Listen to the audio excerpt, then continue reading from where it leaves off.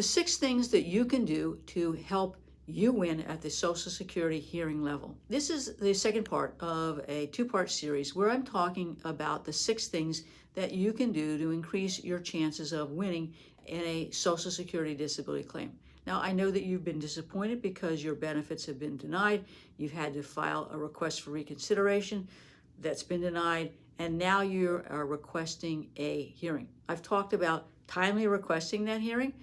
Secondly, I've talked about continuing to get medical treatment and being compliant with that treatment. And number 3, I've talked about giving your doctor a history of your symptoms and functionality so that your doctor can complete a residual functional capacity form. So what's the next 3? Well, number 4 is keep your lawyer updated regarding medical appointments. It's really crucial that you are telling your lawyer what's going on medically in terms of your case so that they can get the medical records and submit them to Social Security.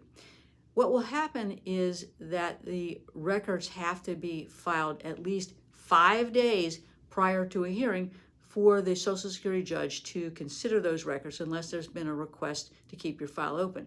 Now, these days, it can take 4 to 6 weeks, if not more, to get your medical records. So the quicker you get put your lawyer on notice that you're seeing a new doctor, the quicker they can get the records. And once that hearing is set, the quicker they can get those records in. Now, number 5, if the Social Security Administration asks you to fill out disability forms, you should be contacting your lawyer immediately.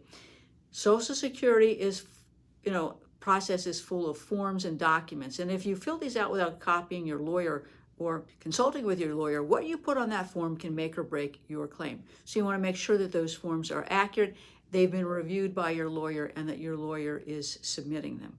Now, I think that one of the other major issues is to keep in contact with your attorney. While you don't need to call your attorney every time you see a doctor, you do need to keep your lawyer informed about where you are living, number 1.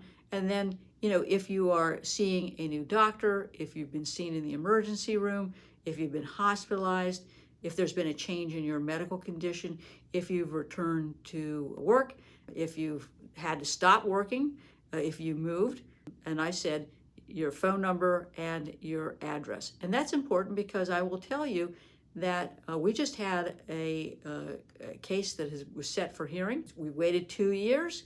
We get the notice of the hearing, and in the 3 months' time from the notice to the hearing, we've not been able to get a hold of our client.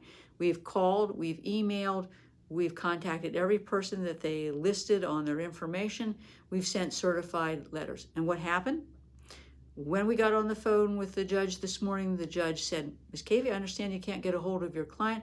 I'm going to enter an order to show cause. And if they don't give me good cause, I'm going to dismiss this case.